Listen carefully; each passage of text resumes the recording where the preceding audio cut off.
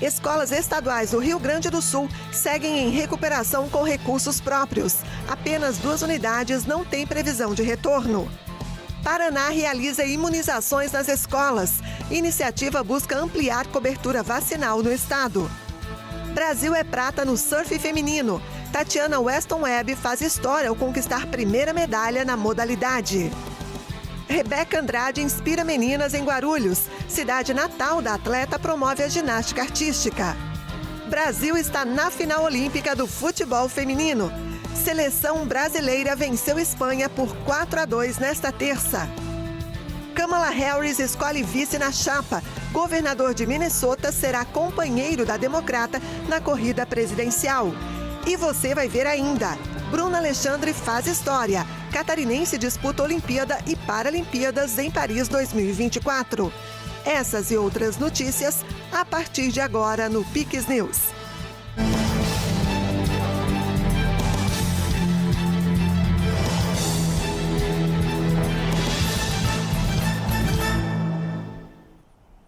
Olá, seja muito bem-vindo ao Piques News desta terça-feira, dia 6 de agosto. Iniciamos esta edição falando que, com o objetivo de melhorar os índices de imunização no Paraná, a Secretaria de Saúde tem realizado campanhas de vacinação nas escolas. Matheus foi um dos primeiros da turma dele a ser vacinado no Colégio Estadual Cívico-Militar Professora Luísa Ross, em Curitiba. Além de não ter doído nada, ele conta que preferiu receber a dose de imunização da influenza na escola, afinal, não precisou se deslocar até um posto de saúde. É bom que daí fica perto de casa e é mais rápido do que ficar no posto de saúde, que tem várias gente doente. A vacina que o Matheus recebeu faz parte da campanha realizada pelo governo paranaense, que pretende imunizar crianças, adolescentes e jovens matriculados nas mais de 3.200 instituições de ensino de todos os municípios do estado. Para receber as doses dos imunizantes, os estudantes devem receber a autorização dos pais. Como eu tenho dito, isso aqui não é nada imperioso ou não é obrigatório. Nós queremos tocar o coração dos pais, das crianças. O professor Rony, nosso secretário da Educação, eles vão disponibilizar via um aplicativo a licença dos pais, que os pais autorizem, mas nós estamos acessibilizando. Está próximo, está no horário do recreio, enfim, para que toda a comunidade da escola não perca essa chance de se imunizar. Além das imunizações contra a gripe, os estudantes também terão a oportunidade de atualizar outros imunizantes essenciais. As ações são realizadas em parceria com as secretarias de saúde municipais. Então nós temos vacinas para influenza, para poliomielite, pneumocócica, nós temos vacinas de HPV. Nos berçários nós ofertaremos a vacina da coqueluche, enfim, e vamos abranger toda a comunidade escolar. Esse também é um dos intuitos. As equipes estando aqui, os professores, toda a comunidade, escola, também vai ter disponível as vacinas. Bastam trazer as suas carteirinhas e não perder essa oportunidade. Hoje, uma das áreas de maior investimento na área da saúde são as vacinas. E as vacinas protegem para muitas doenças.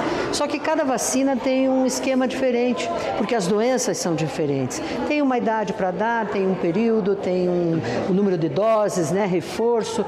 Então, esse conjunto de estratégias que tem para ser feita a vacina são importantes para a gente atingir o público que é o público que precisa da vacina. A iniciativa segue até o dia 16 de agosto. A meta da campanha é conseguir imunizar 90% do grupo prioritário contra a gripe, ainda neste ano. No entanto, a ação conta com a colaboração de mães como a do Matheus, que compreendem a importância da vacinação. A proteção, imunizando ele, acaba imunizando os outros também, Ele fica protegido e eu fico mais tranquila. É muito importante que os pais, os professores e também toda a comunidade escolar esteja junto com a gente nesse momento. E vacina é saúde. E quem ama, vacina.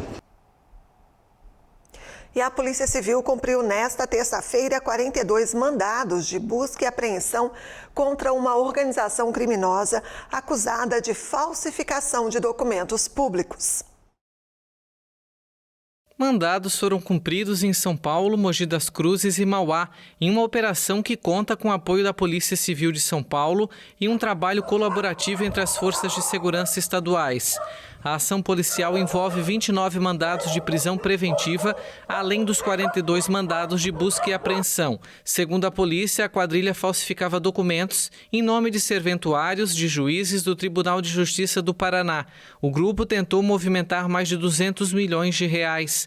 A segurança bancária do tribunal identificou a fraude e bloqueou parte do valor, restando aproximadamente 23 milhões em prejuízos.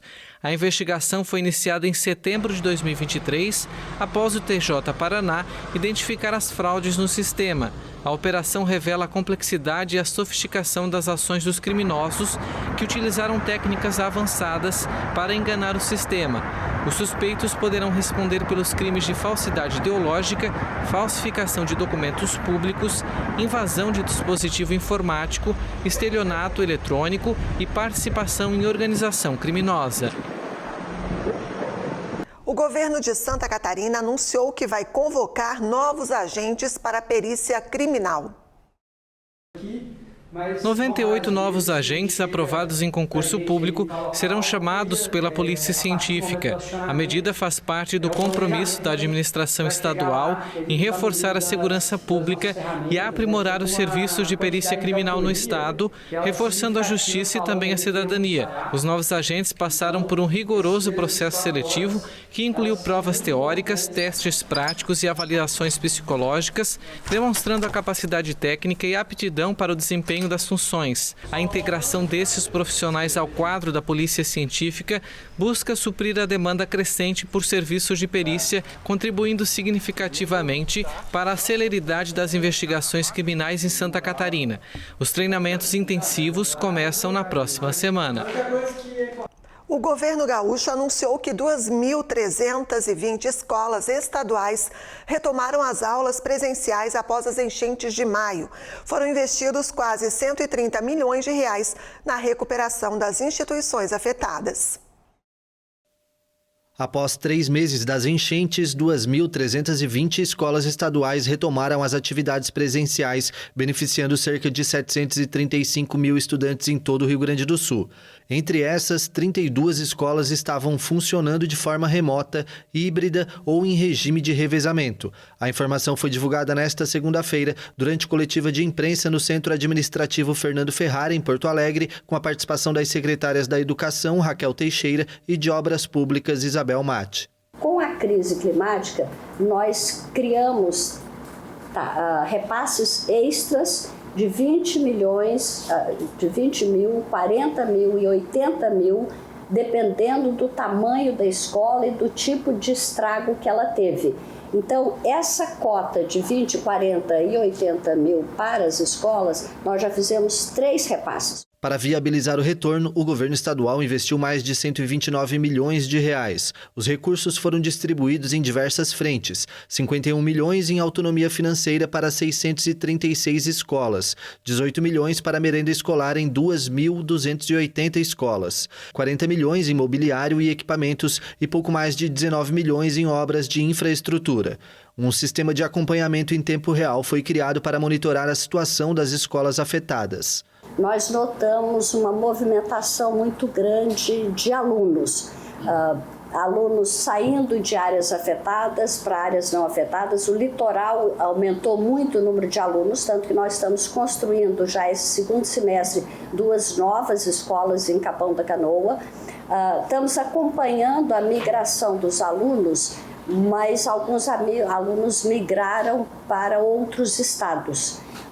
Como muitas escolas perderam documentos, esses alunos às vezes se transferem sem a documentação.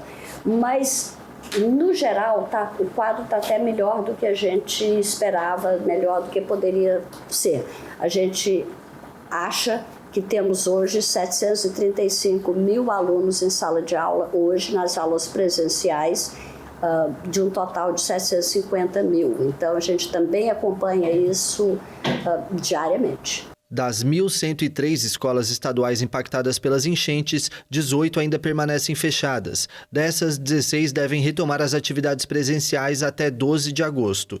2 escolas, uma em Porto Alegre e outra em Canoas, não têm previsão de retorno devido à necessidade de reformas complexas. A Secretaria de Obras Públicas falou sobre a complexidade do processo de limpeza e recuperação, que inclui remoção de lixo, reparos e pavimentação para garantir a segurança dos alunos. Do seu ponto de vista de infraestrutura, né, é lógico que a região metropolitana nossa foi bastante afetada, né? Cidades realmente que sofreram em todo o seu território, como Eldorado, né? Além do que o Vale, porque o Vale já foi mais de uma vez. Né? O Vale do Taquari. Então, assim, já foi mais de uma vez que ele foi atingido por eventos climáticos. Então, também ali a rede, nós estávamos inclusive com obras entregues no Vale do Taquari e foram novamente atingidas. A Castelo mesmo, nós tínhamos uma obra de mais de 1 milhão lá e aí ela foi atingida novamente, assim como várias outras. Então, é uma região que já foi castigada mais de uma vez. Né? Veja a seguir, Venezuela abre investigação criminal contra opositores Edmundo Gonzalez e Maria Corina. Rebeca Andrade inspira meninas em Guarulhos. Cidade natal da ginasta promove a ginástica artística. E ainda nós vamos conhecer a história da catarinense Bruna Alexandre. A atleta faz dobradinha na Olimpíada e Paralimpíadas de Paris. Voltamos em instantes. Dia do Paizão é no Comprão. Tem ofertas pro almoção e opções pro presentão. Aproveite! Tomate, R$ 2,99 o quilo. Laranja-pera, R$ 3,49 o quilo no Clube K. Alcatra com maminha a vácuo, R$ 26,90 o quilo no Clube K. Açúcar extra fino doce açúcar, 5 quilos, R$ 15,89. Feijão preto ou carioca, reserva tipo 1 de 1 quilo, R$ 4,39. Lava-roupas Omo, lavagem perfeita, sachê 2,4 kg, R$ 22,99. Na próxima semana inaugura em Rio Negrinho a loja de número 71. Melhor preço é no Comprão. Se beber, não dirija. Você sabe o que é eficiência para a Celesc? É garantir a energia que o Estado precisa. É investir em novas possibilidades. É olhar para o campo e para o agronegócio. É inovar, preparando-se para o futuro. É investir em eficiência energética. É respeitar a natureza usando a sua força.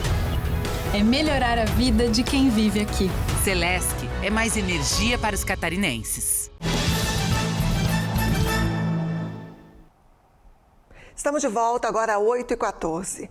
Vamos com alguns destaques internacionais. O Ministério Público da Venezuela, que é comandado pelo ditador Nicolás Maduro, abriu uma investigação criminal contra os líderes opositores Edmundo Gonzalez Urrutia e Maria Corina Machado. Os dois fizeram um apelo à consciência de militares e policiais, pedindo para que cessem a repressão às manifestações opositoras. O Ministério Público venezuelano anunciou nesta segunda-feira que abriu uma investigação penal contra os opositores Edmundo Gonzalez Urrutia e Maria Corina Machado. Mais cedo, em uma carta publicada nas redes sociais, Gonzalez e Machado fizeram um apelo à consciência de militares e policiais, pedindo para que cessem a repressão às manifestações opositoras. Gonzalez assina a carta como presidente eleito. O comunicado do Ministério Público diz que, à margem da Constituição e da lei, falsamente anunciam um vencedor das eleições presidenciais diferente do proclamado pelo Conselho Nacional Eleitoral. Os dois são acusados pela ditadura, entre outros crimes, de usurpação de funções, incitação à desobediência das leis, incitação à insurreição e conspiração. O ditador da Venezuela, Nicolás Maduro, que se autodeclarou presidente eleito, ao lado do presidente do CNE, que é comandado pelo regime, pediu nesta segunda-feira o boicote ao aplicativo de envio de mensagens WhatsApp, ao alegar que militares, policiais e líderes comunitários que defendem a polêmica reeleição receberam ameaças por esta via. O alto comando da Força Armada expressou apoio incondicional e lealdade absoluta a Maduro e rapidamente reconheceu a proclamação do presidente de esquerda para o terceiro mandato de 6 anos. O Conselho Nacional Eleitoral, acusado pela oposição de servir ao chavismo, proclamou Maduro presidente reeleito com 52% dos votos contra 43% de Gonzalez, sem divulgar os boletins de urnas. Horas após o primeiro boletim, começaram manifestações que foram reprimidas pelas forças de segurança, deixando pelo menos 11 civis mortos, de acordo com organizações defensoras dos direitos humanos. Maduro informou que há mais de 2.000 detidos. Além disso, indicou que 2 militares morreram e sustenta que os protestos fazem parte de um plano para derrubá-lo. A vice-presidente dos Estados Unidos e candidata democrata Kamala Harris anunciou nesta terça-feira o nome do companheiro de chapa. O governador de Minnesota será o candidato à vice-presidência dos Estados Unidos. Tim Walz traz uma perspectiva rural do meio-oeste para a campanha da democrata, ao mesmo tempo que marca objetivos da política liberal, como a legalização da cannabis para uso recreativo e o aumento das garantias federais aos trabalhadores. Pouco conhecido fora das divisas do estado de Minnesota, este homem de 60 anos tem um histórico atípico. Já foi professor de geografia e treinador de futebol americano. Walz se tornaria vice-presidente se Harris for eleita em 5 de novembro. Os dois se reuniram nesta terça e depois viajam para estados-chave. A incorporação de Walz à chapa deverá permitir a Harris atrair um eleitorado mais amplo do que aquele que a apoia diretamente e ajudar a compensar as fraquezas da candidata. Harris teve apenas 2 semanas para fazer a seleção, um processo que geralmente dura meses. Tudo isso depois de Joe Biden ter desistido da corrida em 21 de julho, devido aos repetidos pedidos dentro do partido após um primeiro debate televisivo desastroso contra o republicano Donald Trump. Ativistas climáticos jogaram tinta vermelha e preta nesta terça-feira na mansão do astro do futebol argentino Lionel Messi, em Ibiza.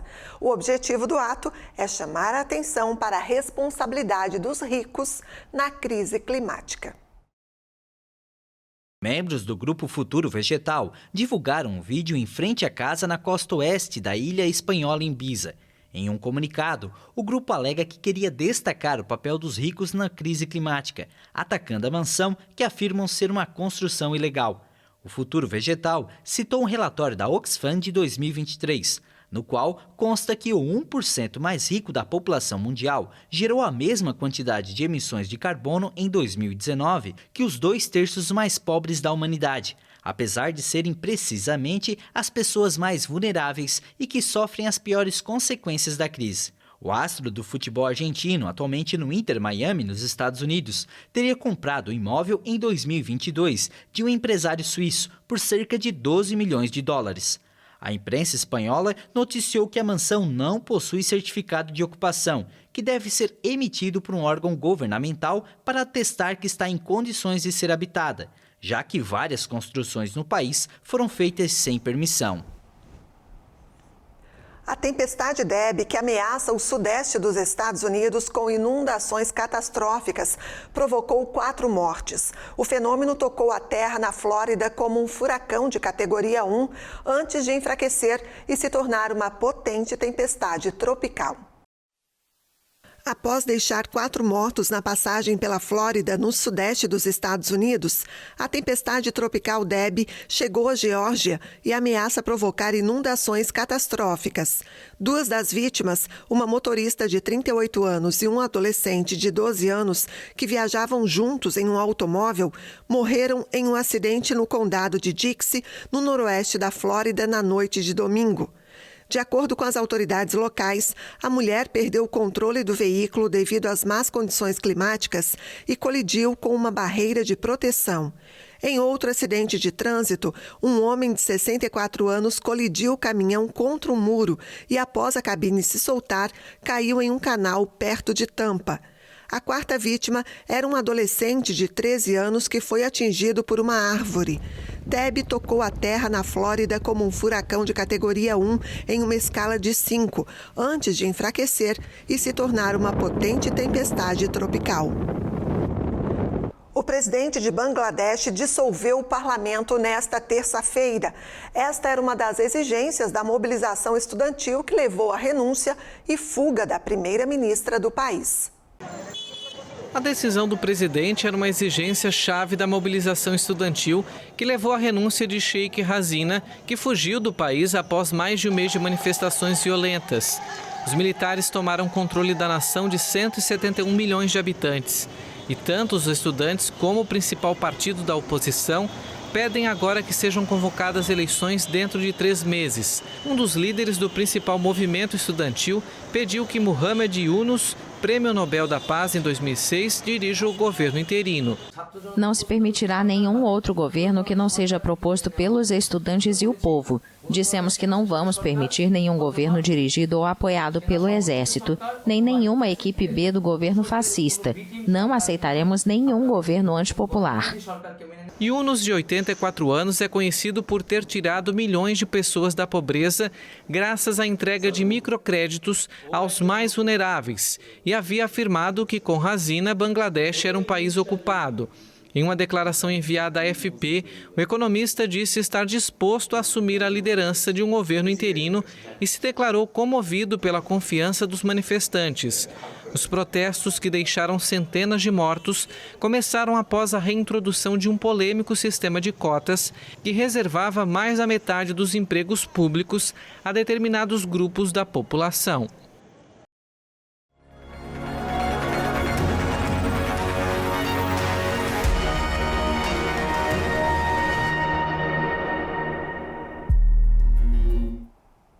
E a noite de segunda-feira rendeu medalha para o surf brasileiro nos Jogos Olímpicos. Depois do bronze conquistado por Medina na tarde de segunda-feira, Tatiana Weston Webb faturou a medalha de prata inédita no surf feminino para o Brasil. O último dia de surf na Olimpíada foi de medalhas para o Brasil. Nas águas de Teahupo, na Polinésia Francesa, Tatiana Weston Webb fez história ao conquistar uma medalha de prata, a primeira medalha de uma brasileira na modalidade. O dia começou com uma semifinal contra a costarriquenha Brisa Renesse, que chegou a ser punida no início da bateria por ter cometido uma interferência ao entrar em uma onda que a brasileira tinha prioridade e já estava surfando.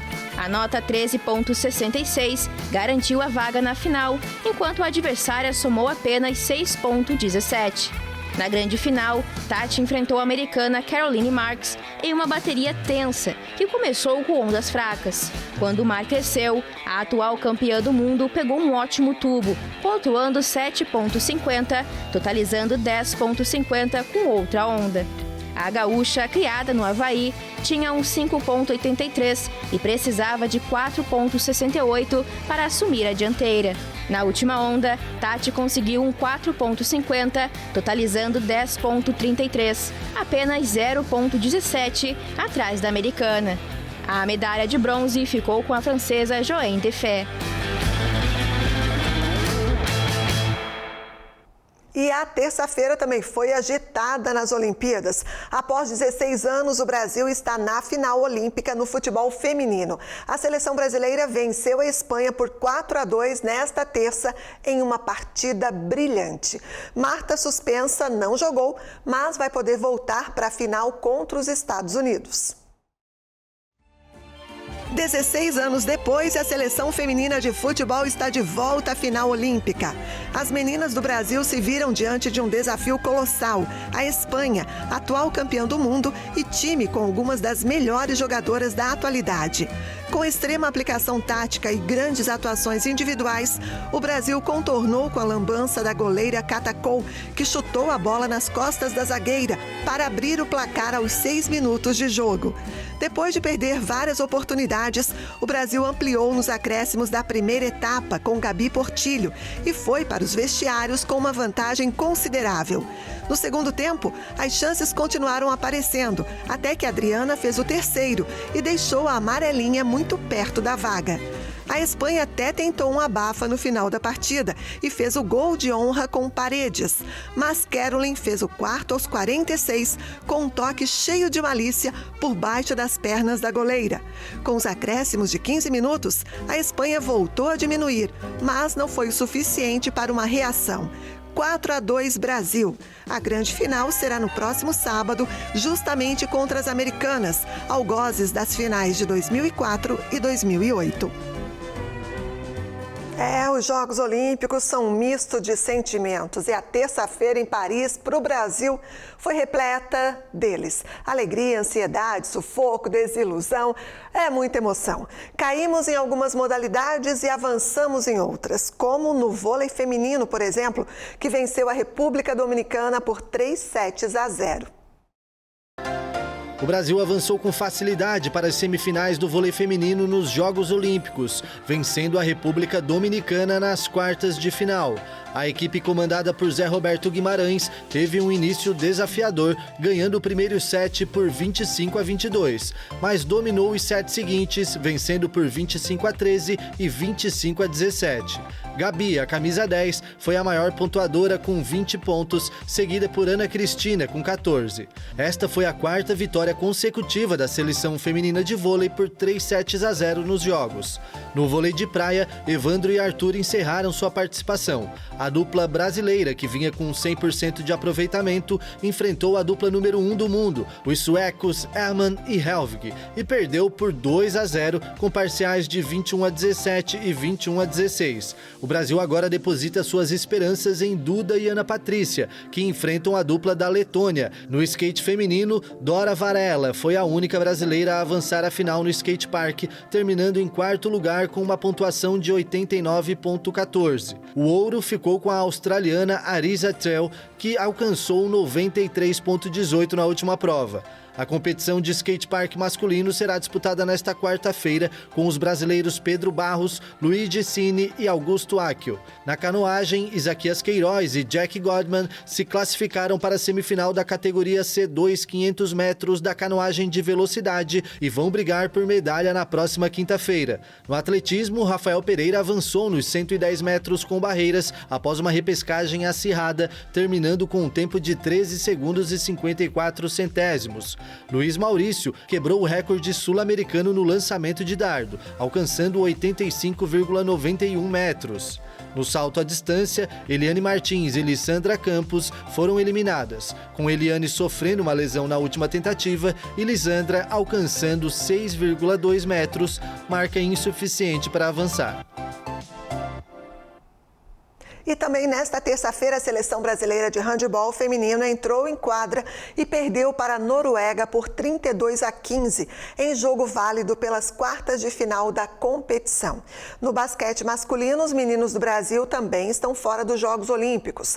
Em duelo disputado pelas quartas de final, a seleção foi derrotada pelos Estados Unidos na Arena Bercy por 122-87.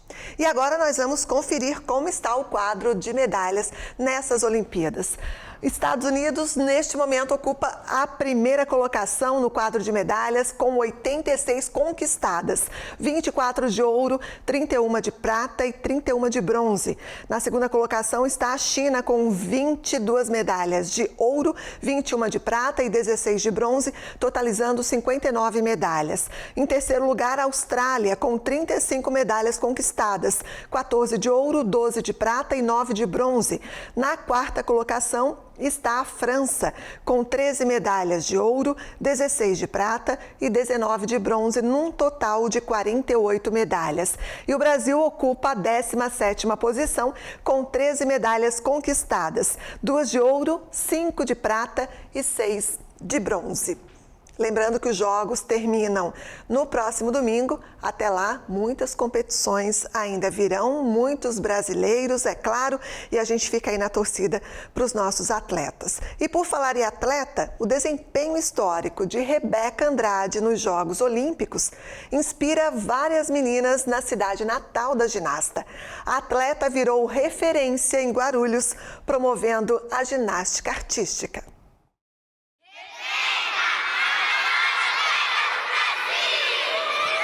No ginásio onde Rebeca Andrade deu as primeiras piruetas, não se fala em outro assunto: o histórico ouro olímpico conquistado em Paris pela ginasta.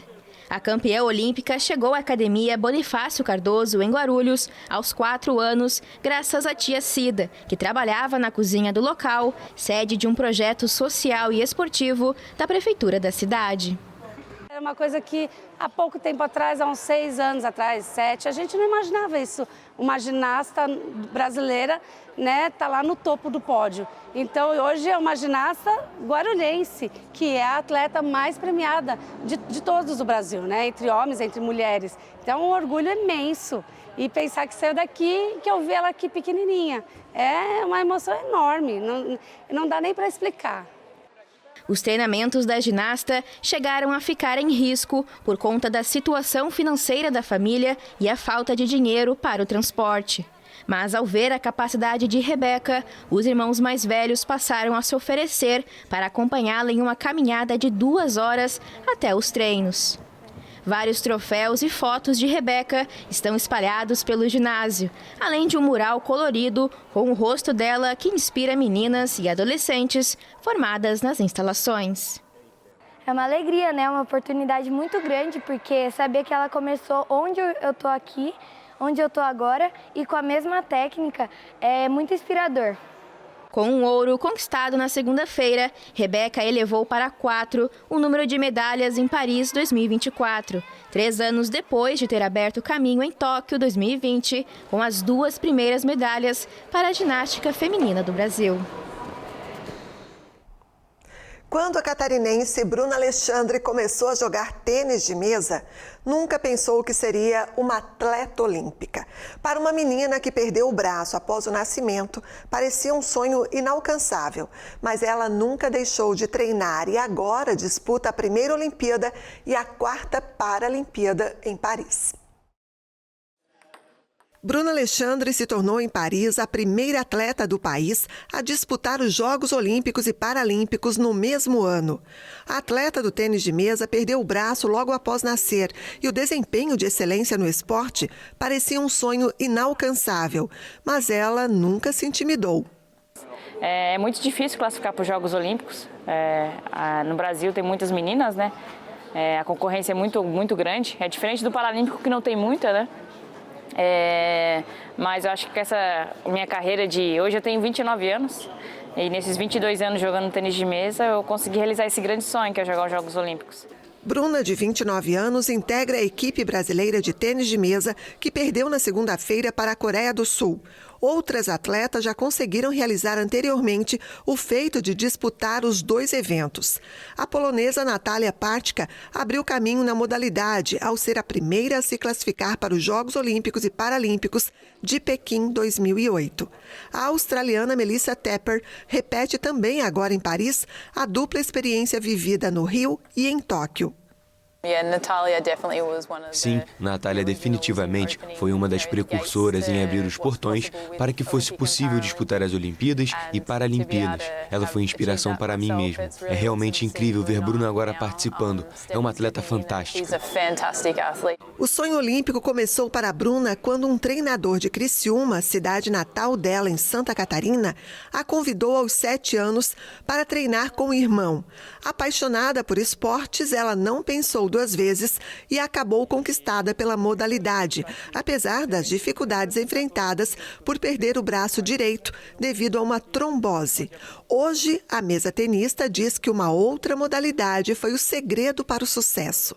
Acho que o skate foi o principal para mim, conseguir me adaptar com o equilíbrio, principalmente para jogar no Olímpico, né? Porque a bola é muito rápida, as meninas do Olímpico são muito rápidas, não tem dificuldade com o equilíbrio. Mas acho que o skate foi fundamental para mim hoje de conseguir jogar de igual para igual com as meninas do Olímpico. Acostumada a estar entre 2 mundos, ela conta que nunca se sentiu diferente. As maiores esperanças de medalha na capital parisiense estão nos Jogos Paralímpicos, realizados de 28 de agosto a 8 de setembro, nos quais Bruna espera conseguir o primeiro ouro individual. Perseverança ela tem para isso. Que venha a medalha. É isso aí, boa sorte para a Bruna. E essa edição do Pix News fica por aqui. Mais notícias você confere no nosso site e também nas nossas redes sociais. Obrigada pela companhia. Na sequência tem Lost e a gente se encontra amanhã. Até lá. Pix TV é conteúdo todo dia.